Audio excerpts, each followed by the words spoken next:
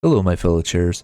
Have you ever wondered how fast you could possibly conquer China in EU4? Well, today we're going to go ahead and answer that as we attempt to conquer all of China within a span of 30 to 40 years. In this particular run, I was able to conquer China itself by 1477. And we're going to do this starting as the nation of Jianzhou. Before we take down the Ming Dynasty and create our own empire, let me tell you about today's sponsor. Forge of Empires is a strategy game both on mobile devices and in browser, allowing you to develop your own city, evolving from the Stone Age all the way up to the Industrial and Space Age. Speaking of developing cities, you can collect blueprints and build some of the most iconic historical structures around the world, such as the Colosseum or Notre Dame. In addition to managing your people, resources, and economy, you can expand your city into a continental empire through PvP conquest, special tournaments, and by joining or creating your own guild to fight together and take down your foes. Forge of Empires regularly has updating events and quests that provide opportunities for unique rewards, theme buildings, and in-game boosts.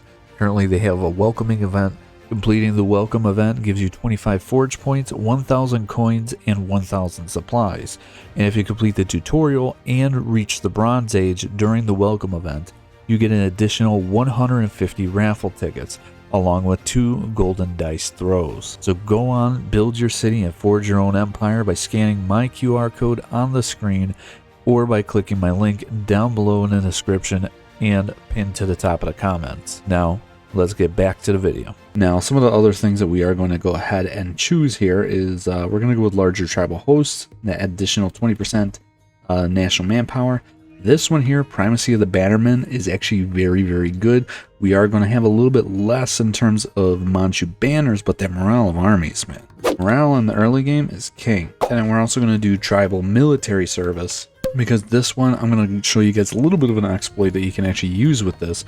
We're going to get a really good general, hopefully. We're going to go ahead, click on this button here. We're currently at 14,000 manpower. We just simply click on raise host, and I'm going to go ahead and delete those 5 cavalry units that we're actually building, and now we're almost at 20,000 manpower. The general we got, I mean, he's a good siege guy. In terms of rivals, I'm just going to rival Korea or Choni, and we'll do Hai Shi because we're going to invade them right away. I'm also going to go ahead and raise up my banners. You guys could see that they actually don't start out with really any troops at all. They only have 100 troops. They get additional cheaper land maintenance along with an additional +5 discipline on just these units alone.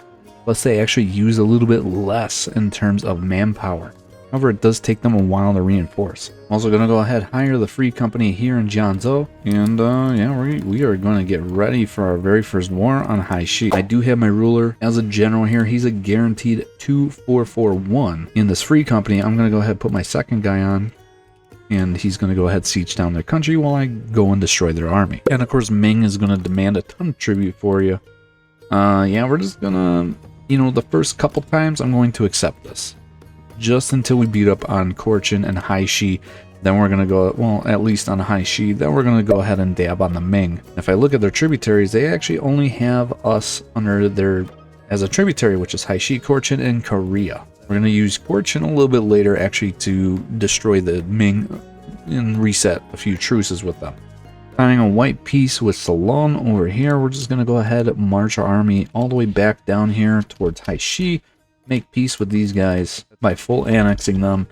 And this is the best part about playing as a nomadic nation, is you can just straight up burn these provinces down for additional monarch points. And sure, they're Jurchen. They are of our culture.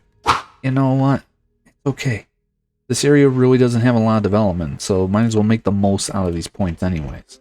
Next, we're just going to get right in war against both Shibei and Orachoni here. And, we're going to primarily focus on Shibei, at least beating up their army, so then that way my free company over here could siege them down. Then we're going to go over here towards Orachoni. And the reason for that is because Orachoni is actually going to get blocked off by the fort here in Hunkun. So yeah, they have no chance of getting past that fort. They're going to be blocked over here, and we basically have whatever, we can do whatever we want to Shibei. And our really good ruler just died while leading our army, and we get a 113. And I went ahead and I actually refused to pay any tribute to the Ming, so they just went ahead and broke my tributary status. which means I actually don't have a truce with these guys at all. We're actually going to plunge ourselves straight into a war very soon against the Ming. And as you guys can see, Ming actually just passed a mandate reform, but they only have 20 mandate. And what does that essentially mean? Why do I keep bringing this up? Well, as the Emperor of China, when you're above 50 mandate, you get national unrest, -2, monthly war exhaustion, all your estates are happy. Whenever you are below 50 mandate, horrible things happen to you. Your entire nation begins to collapse, +5 national unrest, -50% of your manpower, less mercenaries, less goods produced, liberty desired subjects, fire damage received, and most importantly, shock damage received +50%. Now, why is the shock damage received thing very important? Well, because we are a nomadic nation, and cavalry is kind of our thing, and the shock phase is literally the big determining factor for our country. Now I'm going to finish up this war. I'm going to pick up Miltech 4 after burning all these provinces down, and then we are going to attack these guys for take Mandate to Heaven. And now that we have Miltech 4, as you guys can see, we are one whole Miltech ahead of the Ming, and they have low mandates. So we're just going to go ahead and attack them straight up for the mandate. This is going to allow us pretty much to take all of China very rapidly. Especially because once we actually become the emperor, all these Chinese provinces, when you siege them down, actually become your cores. So it actually works out to siege down all of China and then take all the provinces. And as you guys could see here, it's only been literally about 2 years. I haven't fought a single battle against Ming. They have 85,000 troops with no manpower, and they're already at medium war enthusiasm. And all I've done is siege down the province of Shenyang. And here we go. We're actually going to fight the Ming. We're going to be slightly outnumbered here, but look at that. We just immediately just dominated these guys. Pretty much my plan here is we are just going to go straight for the mandate and take as much money as possible. Outnumbered 2 to 1 shouldn't be a problem, especially since we are ahead. There we go. That was actually a really easy battle. Alright, a little bit of a change of plan. We're just going to take the mandate, take almost 2,000 ducats. And the money is very important because guess what? We're all of a sudden going to be able to just hire a bunch of mercs, basically make up for all that manpower we're missing out on. I can also become the Manchu. That's right, we're going to get some better ambitions and traditions. We get better land leader shock, land maintenance modifier, 15% morale of armies if we finish up our ideas. We also get a bunch of cores on these guys up here as well. And because we're the Emperor of China, all of a sudden now we have actual estates. So yeah, we're going to hand out all the monarch privileges because we have 53% crown lands right now. And the eunuchs I'm not going to do anything with because the eunuchs typically are more of a pain than anything. And what I'm actually going to do right now is I'm just going to straight up truce break the Ming here. I'm going to take a ton of AE. Really, I don't care. I don't care. We're the Manchu, and we shouldn't care. And all these lands, now that we're the Emperor of China, are all going to become cores, so we don't have to worry about admin points at all. We'll just go ahead and do unified China. The only downside now is we just got to make sure our mandate stays up above 50, otherwise we're going to get all the negative malices as well. And also Ming actually, I don't know if I could see this, but Ming actually gets a negative modifier for having lost the mandate. That's right, so they're even weaker. And like I said, once you actually conquer some of these provinces, they're actually just becoming cores at that point. A good example of this is I just sieged down the province of Beijing. See, it's now a core. We're going to go ahead siege down the province of Yangping. I do have a ton of claims on China now because, again, I'm the Emperor of China, so it's only natural that I now have claims on it. You see, I have a permanent claim here. We're just going to go ahead simply siege this province down, and now it's a core. That's how you're able to conquer China so fast. Also, China, well, Ming only has 31,000 troops, no manpower, so this is about to go really quick. Finally, this war took a long time, actually about a 10-year war. And that's because when you do the Unified China CB, it actually turns into a show superiority type of CB. So yeah, we're going to take all this.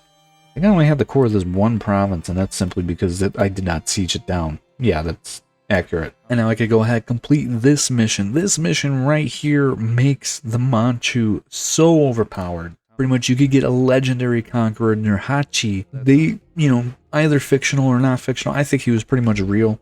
Jonathan Spence's Search for Modern China mentions this guy.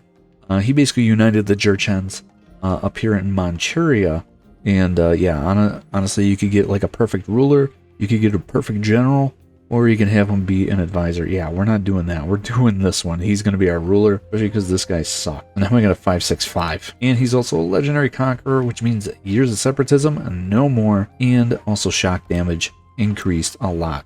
And guess what? We're going to go ahead truce break the Ming again. because look at how many provinces now are my cores. And again, AE, it's like non-existent. The only people that care are Nanai, who got whooped by Oirat, and Korea. And at some point we're going to be invading Oirat too. I also think I forgot to mention this, but because we've been focusing on mill pretty much the whole game, 1464, yeah, we are leading in military technology. We are at Mill Tech 6. Next closest is Korea at 5. And then one fell swoop here, we could pretty much take almost half of China. Granted, most of this is like the low dev stuff over here. But man, that's so many provinces. And now Ming is pretty much just being pushed to the coastline. Only thing I have to core are these, like 3 down here, 4. That's because I just didn't siege them down. And guess what? We're going to go ahead and invade them again. Chairman's on a freaking warpath today, boys. And because I'm about to get unguarded nomadic frontier, thanks to Mr. Oirat over here, we're going to put an end to that really quick here. We're going to go ahead and, I don't know, we'll attack them for some sort of province along our border here. I guess Yumen. And in this war, we're going to try and take actually a good chunk of Mongolia, because I actually need, I think it's just the province of Shilangol right here before I can actually form the Qing. I actually just stack wiped their entire army. So now Mongolia's, yeah, very, very much ticked off with Oirat. Another war, another 100% just not having to core anything here. And we're just going to rinse and repeat. We're just going to go ahead, do another truce break on these guys. And again, only people that care are Korea and Nanai. Nobody down here in Indochina cares that we're doing this to Ming. And very unfortunate news, our boy Nurhaci is actually dead, but you know what? We got a grandson also named Nurhaci because of how good this guy was. So hopefully these two live to be a little bit older. Alright guys, so what I'm going to go ahead and do now, I just hit the state of Beijing and we can go ahead and, I'm going to finish coring this one province. Then we can actually form Qing. But in the meantime, I don't know why it says I was about to go bankrupt. I'm not going to go bankrupt. I need to get my stab up at least one more time so we can truce break the Ming one last time and fully own China before 1500. And like that, we can full annex Ming. They are done. They are gone. And really, all we need to own for fully owning China is just simply Taiwan down here, which is not hard at all. Again, nobody cares, and we just full annexed China in less than 30 years. And I went ahead and already made Beijing into a state, so we could go ahead and declare ourselves the Qing. The Qing have even better ideas than the Manchu. You get cheaper core creation costs, less AE, advisor costs, more banners, manpower recovery speed, and manpower modifier, national unrest, meritocracy, and separatism, admin efficiency, very underrated, state maintenance and monthly autonomy change, along with morale of armies and prestige from land battles. And apparently we're going to also complete a couple missions here, such as the 3 feudatories, which give us 20 mandate prestige in army tradition. Here's South China. This one consolidate northern China. That's about it for our missions for right now. Pretty much my goal next is we are just going to go ahead and invade Nanai, and then focus on Oirat and Mongolia next. And because we formed Qing, and I'm assuming because our mandate's so high, we actually have no rebels that are about to pop up here. If it wasn't for the stability, my national unrest would actually be positive right now. I fabricated a claim on Korea. We're going to go ahead and invade Korea, and actually once we just simply own a bunch of these provinces, we actually get permanent claims on the entire Korean peninsula. Korea's a nation that's very, very annoying to invade. Let's get rid of them right now. With my very first idea group, we're just going to go ahead and pick up admin ideas, even though we're struggling with our admin right now because of how much land we've actually conquered and had to make into states. And also all the stability loss that I had to deal with all the truce breaks. Yeah, we're going to admin so we could core up everything, especially because, yeah, look at all this. We are a very large nation with not a lot of stuff cored up. The Mongols are actually fighting for their independence right now. So yeah, we're going to do a 2-for-1 war here. We're going to invade both Mongolia and Oirat at the same exact time. I don't think we could full annex Mongolia, but we could get a lot of provinces out of these guys. Same thing with Oirat. Alright, and we're just going to chill just a little bit longer. I'm going to invade Tibet and Surigyo-Gur over here. And then from there, it's going to be 1500, and honestly, I think that's about where we're going to call it for today's video. That's right, it's just going to be a quick, little banger of a video. being able to conquer all of China before 1500 is absolutely insane. You know, that's where I was going to call it, but honestly, I also forgot about this little island down here that's kind of sort of important. So yeah, let's go ahead and do this really quick. Alright, so the year is 1498. We are the Qing Dynasty, owning all of China and all of pretty much Manchuria over here, aside from this one province that Ashikaga actually owns there. We even own most of Korea as well.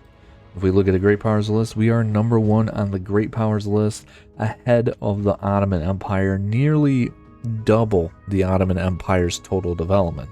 In terms of economy, yeah, it's not looking that good, but that's because we are paying almost 20 ducats in fort maintenance right now, and of course that's never a good thing. And also just remember that inflation's just a number. But with all that being said, if you guys want to see me continue this campaign, please let me know in the comment section down below. And once again, I would love to just thank today's sponsor, Forge of Empires, for sponsoring this video, which you guys could go ahead, scan the QR code again. I'm going to pop it up on the screen right now. And you can also find my link to the game in the description box down below and also pinned to the top of the comments. All that being said, I will see you guys in the next one. Chairman out.